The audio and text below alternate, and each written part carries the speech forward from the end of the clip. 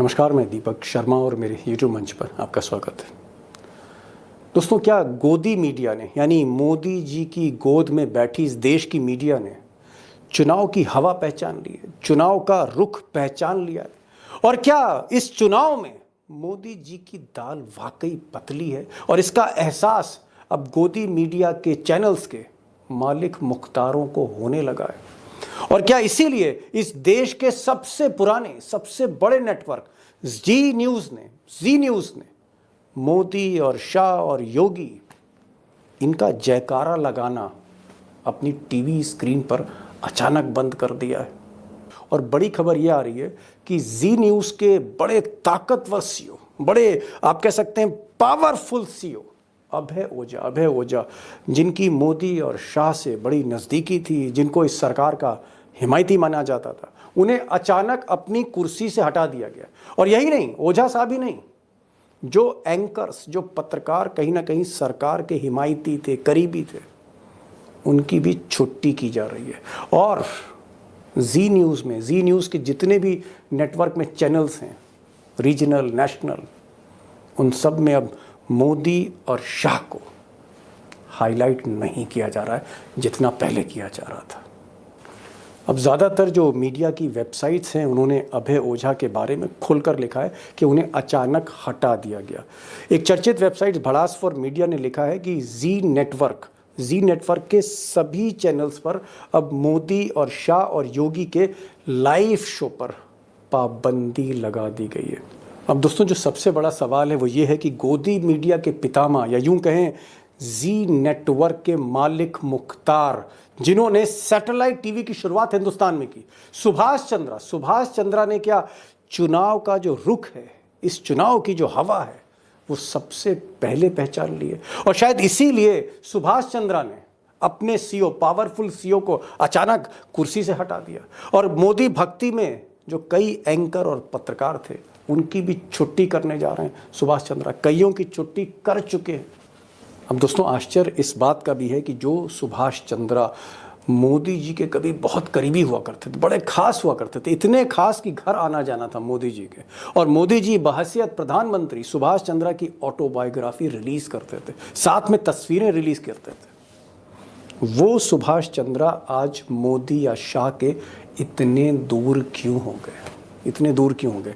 और क्या इसकी एक वजह यह है दूरी की कि कहीं ना कहीं सुभाष चंद्रा को लगता है कि ये सरकार जाने वाली है, एक ऐसी सरकार जिसने कहीं ना कहीं सुभाष चंद्रा को तंग भी किया, बहुत कुछ ज़्यादा दिया नहीं मलाई खाने को। क्या सुभाष चंद्रा को लगता है कि मोदी और शाह का साथ देना अब फिजूल है? आश्चर्य इस बात का भी है कि अभी 2 दिन पहले सुभाष चंद्रा ने बाकायदा एक वीडियो स्टेटमेंट जारी किया, और वीडियो स्टेटमेंट में कहा कि बड़ा दुर्भाग्य का विषय है कि इस देश में जो फ्रीडम ऑफ प्रेस है, जो प्रेस की आज़ादी है, वो कम होती जा रही है। यानी उनका इशारा लोकतंत्र की तरफ है कि अगर प्रेस की आज़ादी कम होगी तो लोकतंत्र भी खतरे में पड़ सकता है। सुनिए क्या कह रहे हैं वीडियो स्टेटमेंट में मोदी जी के बड़े खास सुभाष चंद्रा।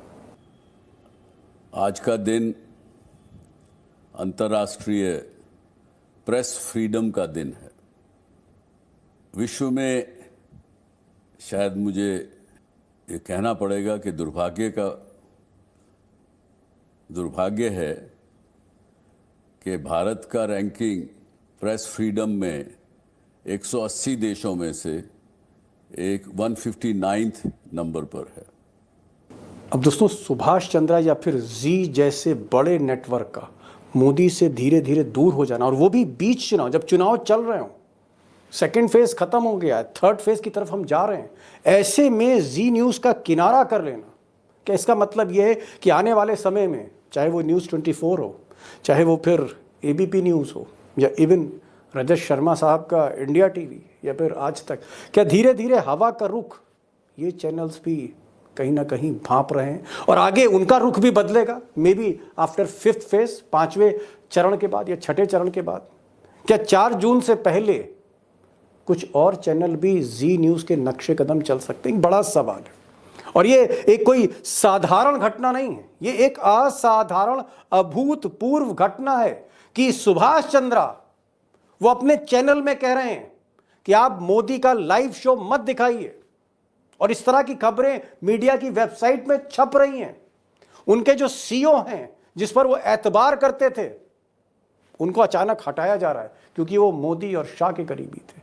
और यही नहीं, सुभाष चंद्रा ट्वीट पर अपनी दिल की बातें खुलकर कह रहे हैं। वो फ्रीडम ऑफ प्रेस की बात करने लगे अचानक। क्या सुभाष चंद्रा की तरह बाकी जो मालिक मुख्तार हैं, उनके पास भी सर्वे आ चुका है?